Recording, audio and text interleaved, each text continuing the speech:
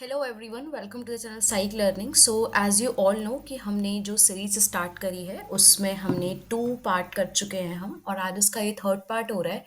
यानी we are going to start from the question number 61 जो मैंने आपसे बोला था कि आप मुझे बताना इसका answer. And now you have to tell me कि इसका क्या था, और हम इसको देखेंगे कि इसका आंसर था क्या, right? Okay. So the first thing we have to do is कि प्लेसेबो इफेक्ट क्या होता है। तो प्लेसेबो इफेक्ट होता है जहाँ पर पार्टिसिपेंट्स जो हैं वो सिर्फ इम्प्रूव होते हैं। आई विल रीड इट क्योंकि थोड़ा ब्लर दिख रहा है। Participant improves because of the expectation of receiving a treatment, not because of the treatment itself. मतलब ट्रीटमेंट से वो ठीक नहीं होते, सिर्फ उन्हें एक्सपेक्टेशन होती है। फॉर एग्जाम्पल, आपको कोई बीमारी है और मैंने आपको एक मीठी गोली दे दी और बोला हफ्ते में 2 दिन खाना और ठीक हो जाओगे आप, तो आप सिर्फ उसकी उम्मीद से कि इससे ठीक हो रहा है आप ठीक फील करोगे। ठीक है, that is your placebo effect. Then you have high external validity. External validity क्या होता है? We can draw the clear causal conclusion. ये तो नहीं नहीं, ये तो इंटरनल होती है, राइट? हाई एक्सटर्नल वैलिडिटी होती है कि जब आप अपनी स्टडी एक पर्टिकुलर वहां पर कर रहे हो, एक जगह पर कर रहे हो, जैसे कि एक लैब में कर रहे हो। अगर वो लैब की जो स्टडी है उसे आप जनरलाइज करके बाहर एनवायरनमेंट में अप्लाई कर सकते हो, उसे कहते हैं हाई एक्सटर्नल वैलिडिटी।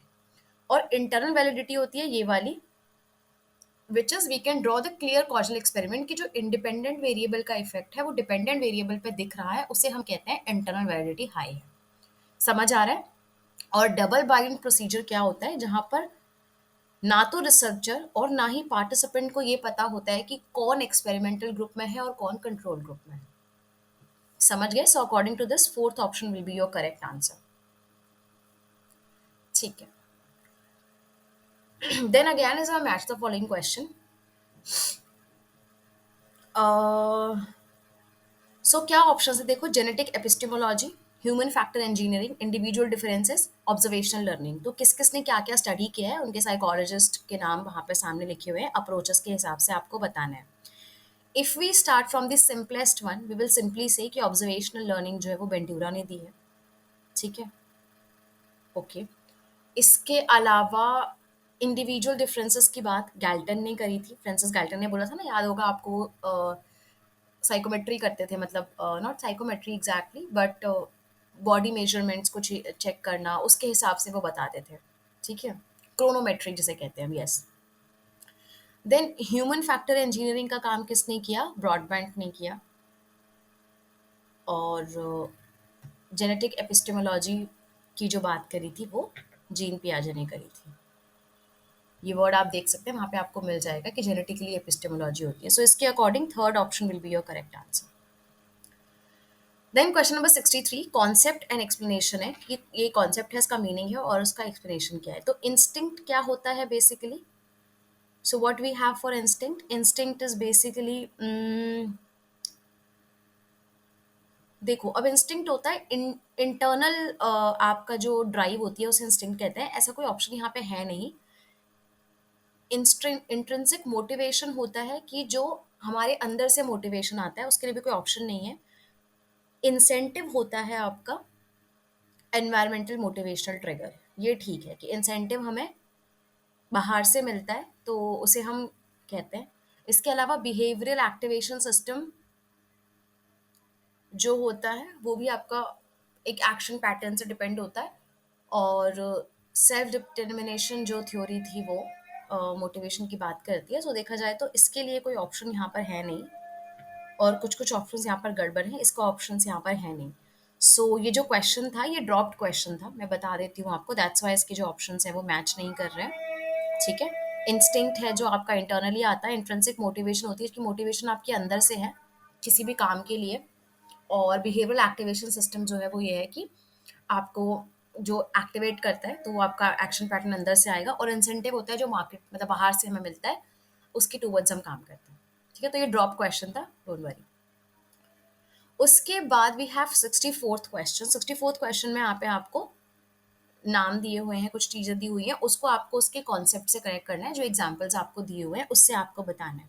ठीक है, सो इट्स वेरी सिंपल। जो फ्रेजर स्पाइनल है वो गेस्टॉल्ट लॉ ऑफ कॉन्टिन्यूटी की बात करते हैं। इसके अलावा जो मोशन पिक्चर है, मोशन पिक्चर जो चलती हैं, उसमें स्ट्रोबोस्कोपिक मोशन हम कहते हैं कि पिक्चर्स हैं सिर्फ, उसके मोशन से हमें लग रहा है कि मोशन हो रहा है। जो एम्स रूम का सिस्टम था वो डिस्टॉर्ट साइज कॉन्स्टेंसी था। साइज वगैरह उन्होंने बड़ा छोटा करके वॉल्स के जो है दिखाया था, उससे हमें वो होता था। आप गूगल कर सकते हो उसकी इमेज, वो मैं यहाँ लगा नहीं पा रही हूँ अभी। मैं आपको ज़रूर डेफिनेटली उसको बताऊंगी वो कैसा होता है। तो उसमें साइज और वॉल्स का छोटा बड़ा करके साइज डिस्टॉर्ट कॉन्स्टेंसी से भी हमें लगता है कि नहीं ये साइज सेम है। हमें दिख रहा है छोटा है बट हमें लग पाता है कि नहीं वो सेम है, उसकी जो अजम्पशन है। विजुअल क्लिफ एक्सपेरिमेंट जो था वो डेप्थ परसेप्शन के लिए हुआ था। बहुत ही छोटे बच्चों पर इसको किया गया था देखने के लिए कि उनमें डेवलपमेंट से पहले ये चीज़ें आती है कि नहीं आती है। तो पाया गया था कि ये चीज़ें आती हैं। सो अगेन इसका आंसर भी जो है थर्ड ऑप्शन जो है वो करेक्ट है। जिसकी एक्सप्लेनेशन में भी आपको डाउट हो रहा है ना, उसको पूछ लीजिए मुझसे कमेंट सेक्शन में, तो मैं उसको थोड़ा सा डिटेल में बता दूंगी। Okay, next again is a match the following. आपको लिस्ट वन और लिस्ट टू से कनेक्ट करना है। So next is you have written teratogen. Teratogens जो होते हैं वो एनवायरमेंटल एजेंट्स होते हैं, जैसे वायरस, केमिकल्स। ये आपने 11th में भी पढ़ा होगा ह्यूमन डेवलपमेंट के चैप्टर में। सिंपल ये चीज़ है कि टेराटोजन समथिंग जो कि एनवायरमेंट से आता है और वो कुछ ना कुछ हार्म करता है, कुछ भी हो, चाहे वायरस हो, केमिकल हो, कुछ भी चीज़ हो। उसके बाद आपका है फीटल एल्कोहल स्पेक्ट्रम डिसऑर्डर। इसमें क्या होता है, जब अगर मदर अल्कोहल ले ले ड्यूरिंग प्रेगनेंसी तो बच्चे के अंदर जो डिस्फॉर्मिटीज आती हैं, इजी है ये। फिर उसके बाद amino receptors, amino, no no no, this is amniocentesis. Oh I am so sorry for the wrong pronunciation. Amniocentesis क्या होता है, जहाँ पर हम बच्चे का वो करते हैं, पहले से ही स्कैन करके उसको पता लगा लेते हैं कि कैसा बेबी है, क्या है, वो सब चीज़ें। तो a process of identifying genetic defects during prenatal duration. और यही दौरान होता है जिस समय बच्चे का सेक्स भी पता चल जाता है कि वो बॉय है या गर्ल है। बट वो जब करना अलाउड नहीं है इंडिया में, लेकिन पता चल जाता है। आप अगर और वेस्ट कंट्रीज में देखोगे तो वहाँ पे वो लोग इजीली बता देते हैं। Then you have haemophilia. So haemophilia is bit obvious कि ये ब्लड से रिलेटेड है, तो एक्स लिंक जीन से ये रिलेटेड होता है। सो इसको अगर आप मैच करते हो तो A4B3C1D2, you will get option number 2 is the correct answer. Then again is your match the following special बाइनोस्थेटिक। अब ये क्या है, ये इंटेलिजेंस के टाइप है, वोकेशनल स्टेट्स हैं। तो अगर आप देखो इस क्वेश्चन को तो ये हॉवर्ड गार्डनर की थ्योरी के इंटेलिजेंस है, अगर आपको याद है तो। जितना हो सकता है, मैंने जैसे बार बार बोला है कि आप थ्योरीज से कनेक्ट करोगे आपको ईजी पड़ेगा आंसर करना। ठीक है, तो what is the thing, spatial. Spatial के लिए आपका क्या होगा, इंजीनियर स्कल्पचर या जो कार्टोग्राफर होते हैं वो बनाएंगे। बॉडीली काइनेस्थेटिक की हम बात करते हैं तो डांसर या एथलीट्स जो होंगे उनकी बॉडी मूवमेंट अच्छी होगी।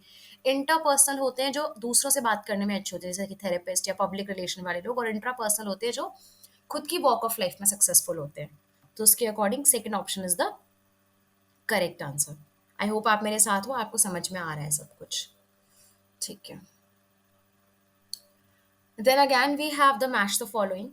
फिक्स रेशियो वेरिएबल इंटरज। अब ये देखो, ये रीइंफोर्समेंट स्टाइल है, रीइंफोर्समेंट शेड्यूल्स हैं कि कैसे किसको कब देना है चीज़ों को। और ये भी बहुत ज़्यादा, मतलब ऐसा होता है कि बहुत ही ज़्यादा बेसिक क्वेश्चन है, ऐसा नहीं कि बहुत कुछ बड़ा इन्होंने दिया हुआ है। तो फिक्स्ड रेशियो मतलब एक रेशियो है, एक टाइम है, वो फिक्स्ड है। इसका मतलब कि एक रीइंफोर्समेंट जो है पर्टिकुलर रिस्पॉन्सेस के बाद आपको मिलेगा। वेरिएबल इंटरवल मतलब इंटरवल होता है समय से, टाइम से, और रेशियो होता है कि जितनी काम आपने किया है, जितने आपका ट्रायल्स हैं। तो वेरिएबल इंटरवल किस में गिना जाएगा, वो गिना जाएगा जहां पर वेरिंग टाइम पीरियड में है। वैसे ही फिक्स्ड इंटरवल कहाँ पर जहाँ जाएगा, जहाँ पर सेट टाइम पीरियड में है कि हर 10 मिनट बाद मैंने रीइंफोर्समेंट देना है, नो मैटर बच्चा कुछ कर रहा है या नहीं कर रहा है। लेकिन वेरिएबल रेशियो क्या है कि वेरिंग नंबर ऑफ रिस्पॉन्सेज पे करते हैं। हाँ, ये वर्ड एग्जैक्टली नहीं आ रहा था, रिस्पॉन्सेज कितने हुए हैं उसको आप गिन के करोगे तो आपको पता चलेगा। तो रेशियो से याद रखना, रिस्पॉन्सेज है, आर से रेशियो, रेस से रिस्पॉन्सेज। डेफिनेटली इसका मीनिंग रिस्पॉन्सेज नहीं है, मैं जस्ट आपको एक लर्न करने का तरीका बता रही हूँ। And interval has to do with time, कि आपको टाइम के हिसाब से देना है। Next question number 68 is you have again the match the following. ये आपके डेप्थ क्यूज हैं, और इन डेप्थ क्यूज के हिसाब से आपको डेफिनेशन क्या मिल रही है, कैसे समझ में आ रही है, वो आपको देखना है। तो सबसे पहला है आपका टेक्सचर ग्रेडियंट। इसके हिसाब से क्या होगा, detail of things of surface are far away then less डिक्टिंग। मतलब जितना पास का हमें डिटेल दिखता है, हमें लगता है हाँ ये पास है, जितना हमें ब्लर दिखता है उतना हम सोचते हैं कि वो जो चीज़ है वो हमसे दूर है।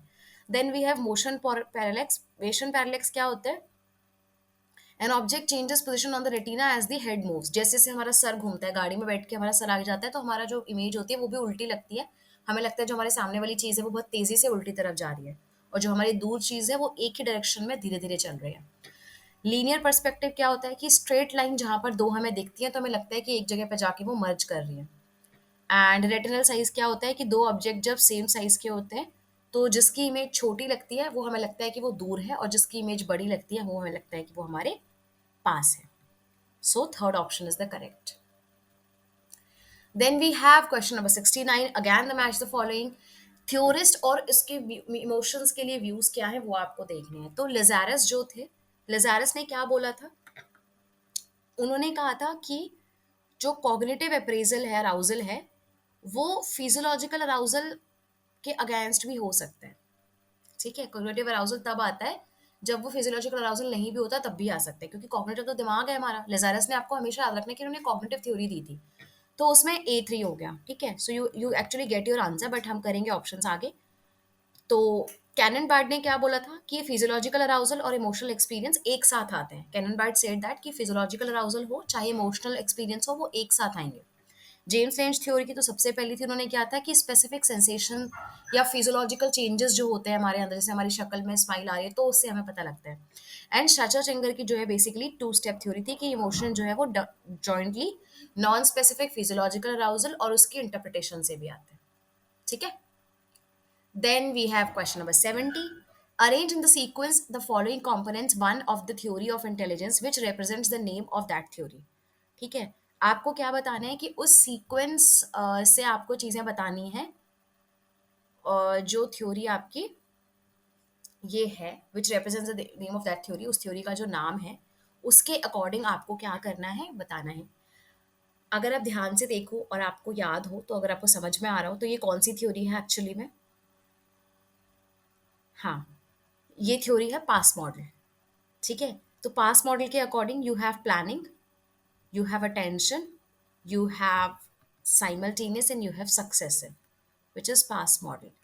इसलिए इन्होंने ये नहीं पूछा कि कैसे वो चीज़ें होती हैं, इन्होंने ये पूछा है कि विच represents the name of that theory, उस थ्योरी का नाम बनाना है आपको, तो आप इसको करेक्ट करोगे।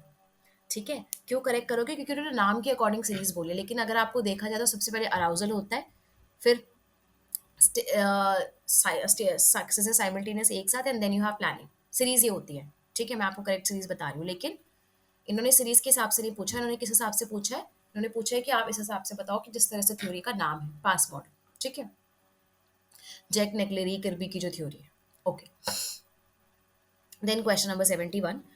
So 71 question talks about give the correct sequence of stage of sleep from stage 1 to stage 4 with reference to the nature of brain waves. Nature of brain wave के हिसाब से आपको इसकी सीरीज बतानी है। तो सबसे पहले क्या आएगा, relatively rapid and low amplitude, amplitude कम है लेकिन थोड़ा जल्दी जल्दी हो रहा है तो फ्रीक्वेंसी थोड़ी सी ज़्यादा रहेगी उसकी। ठीक है, उसके बाद स्प्लिट स्पिंडल्स आते हैं स्लीप में, उसके बाद स्लो वेव्स आती हैं लेकिन पीक हाई होते हैं उसके, एंड वैलीज लोअर होती है, एंड देन लास्ट में आपका आता है स्लोअर एंड मोर रेगुलर, कि एकदम आराम से रेगुलरली स्लो में वो काम कर रहा है। सो इसके according this will be your series. आप स्लीप साइकिल देख सकते हैं, if you want a good insight on it आप मुझसे वो भी कर सकते हैं, रिक्वेस्ट भी कर सकते हैं वीडियो के लिए।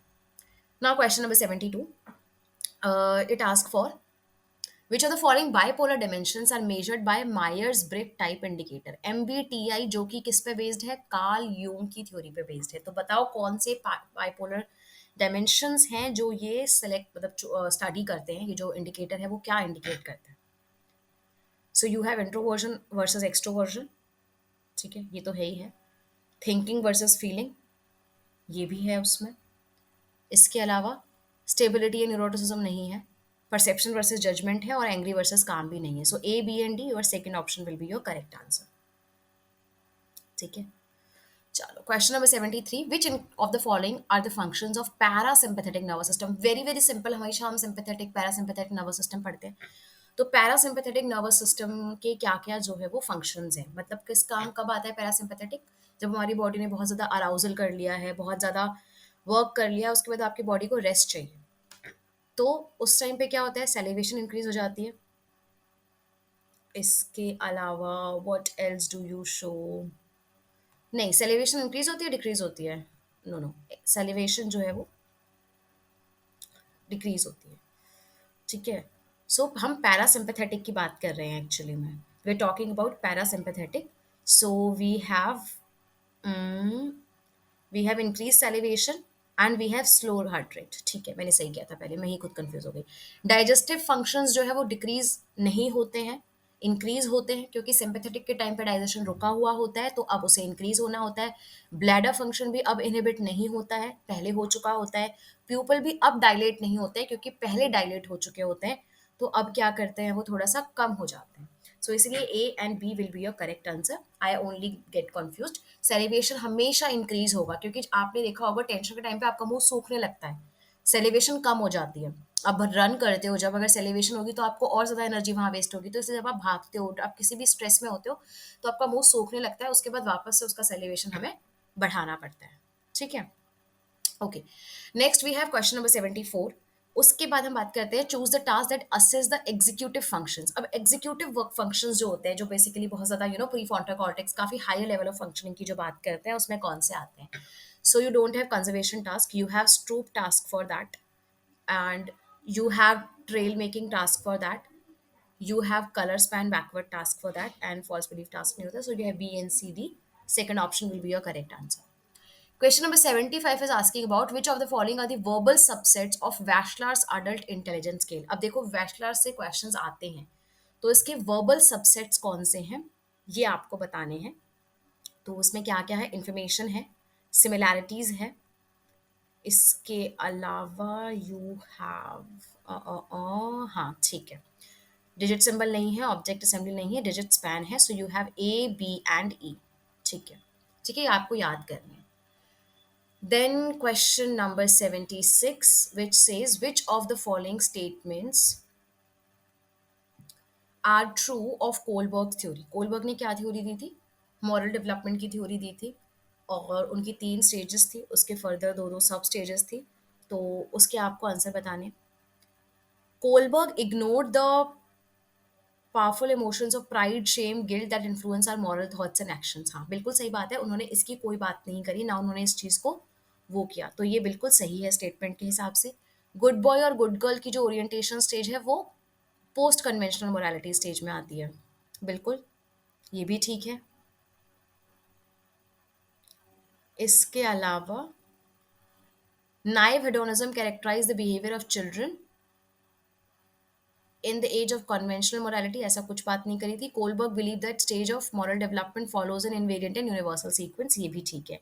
सो you have A B and D, this will be your correct answer, ठीक है। ओके, चल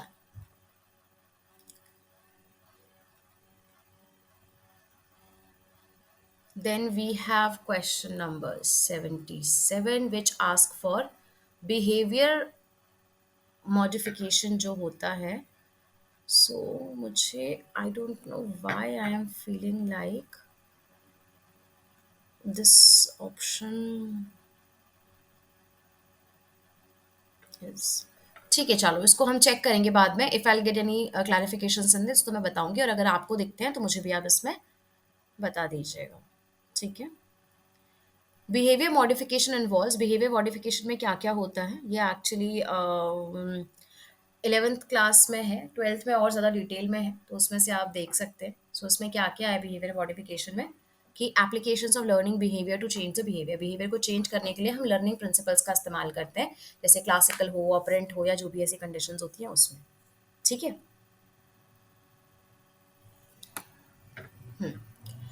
सो जहाँ तक मैं देख पा रही हूँ ना, इसका आंसर बी एंड डी है, बिकॉज मैंने अभी जस्ट आंसर की चेक किया, the answer is B and D, and they are talking about कि मॉरल थॉट्स को उन्होंने इग्नोर नहीं किया, बी एंड डी है। स्टिल मुझे इस क्वेश्चन में कंफ्यूजन है, क्योंकि बी क्वेश्चन में भी मुझे डाउट है, बी ऑप्शन में मुझे डाउट है, but it's okay, let's go with the answer की।